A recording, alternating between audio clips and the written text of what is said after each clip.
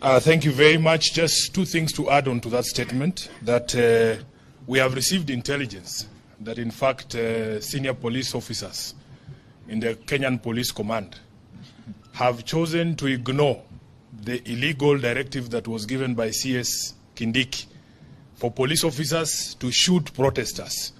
And that is the reason why the president convened a PG, because he knows the police will not do his dirty work.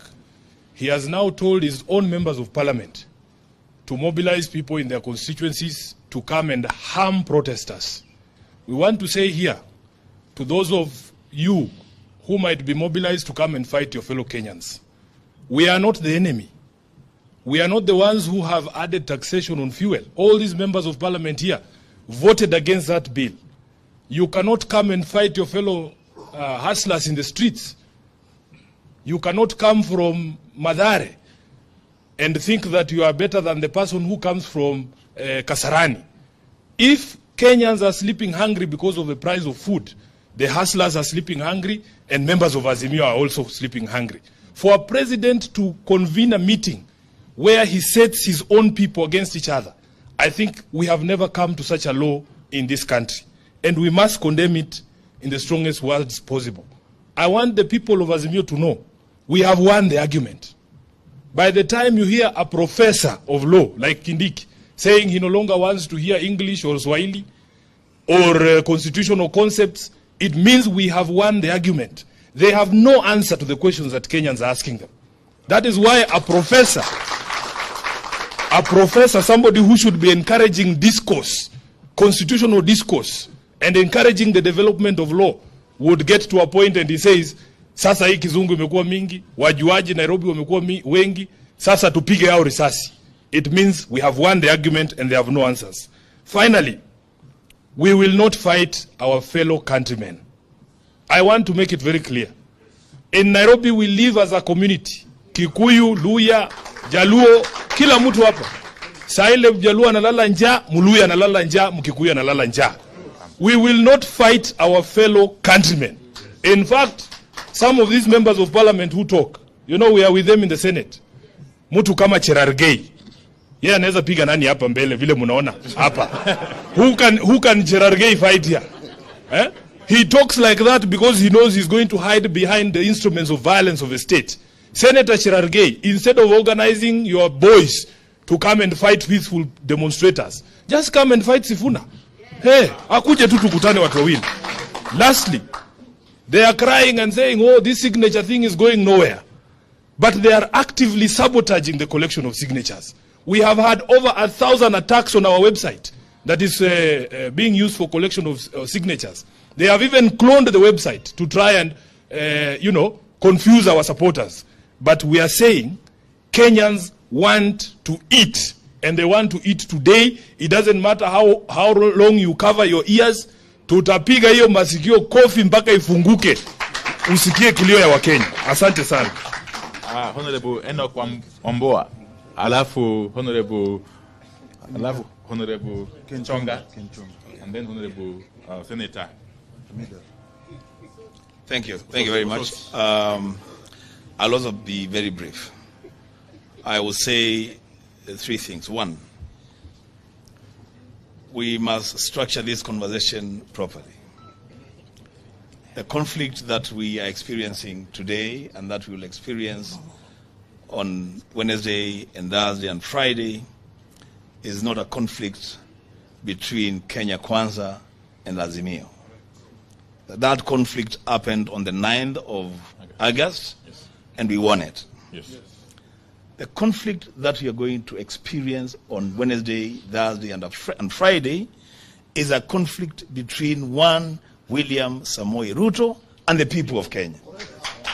That's what's happening. I was really surprised to see Honorable Ruto calling honorable members and telling them to go and mobilize their people, their constituents, to fight us. Actually, I would say I am ashamed on his behalf.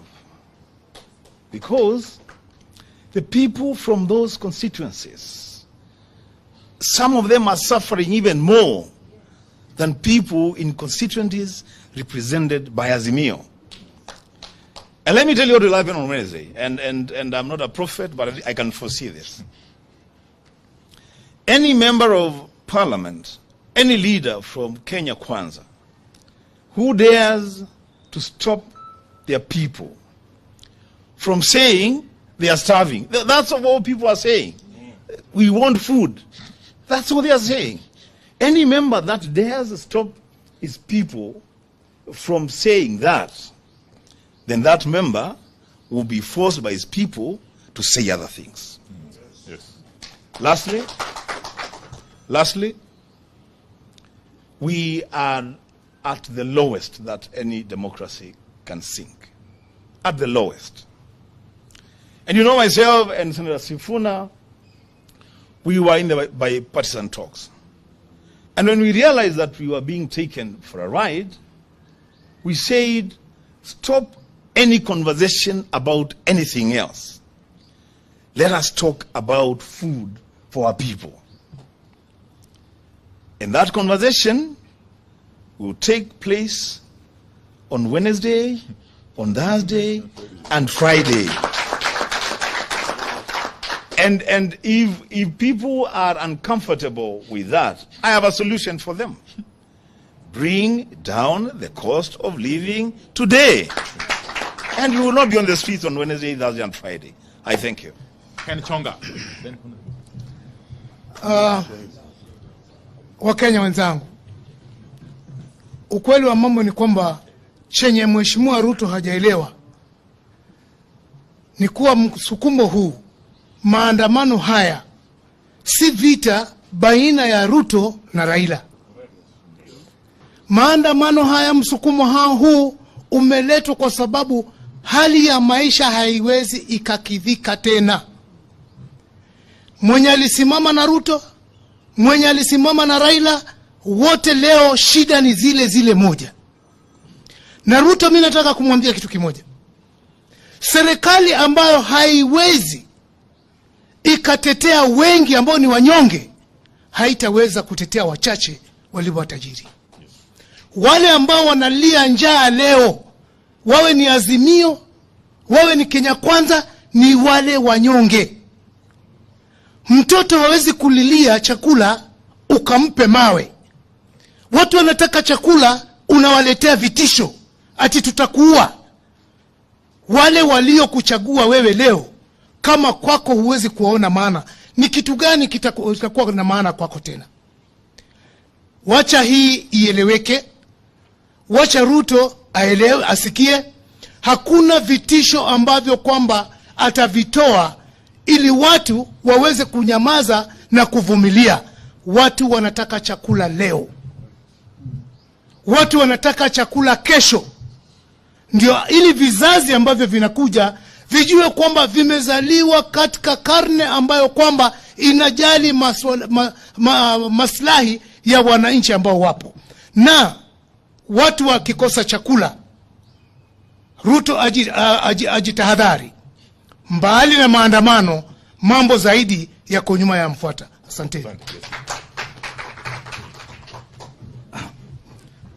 You are aware that the United Nations has pronounced itself on the situation in the country, especially on the issue of police brutality and the killings that went on during the demonstration. I want to state very clearly that the earlier petition by Azimio to ICC is very active. And we want to encourage the United Nations and ICC to note the events of this week. One, the President William Ruto chaired a meeting that planned anarchy on the people of Kenya at State House.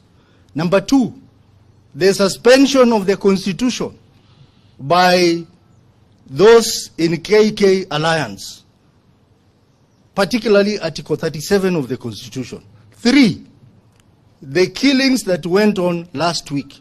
And as Azimio, we have profiled all the people who died, and all of them died as a result of shootings by the police. Thirdly, the statements attributed to one Kindiki, who ironically was a lawyer at the ICC. 2, Gashagwa. And 3, Moses Kuria threats on Baba. We are asking ICC, please take note of what is happening in this country so that we have the commencement of our petition before the ICC so that these people are brought to book. And lastly, we are aware, we have information that governors, and some of them as Mio governors, have been instructed to spend county money on hiring militias to attack people. We are asking governors that we are watching you. Any money spent to pay goons to attack peaceful demonstration shall be recovered from you, and you will be prosecuted for using public money to organize goons to attack peaceful demonstrators. Thank you. Okay. I think that's fine. Thank you very much.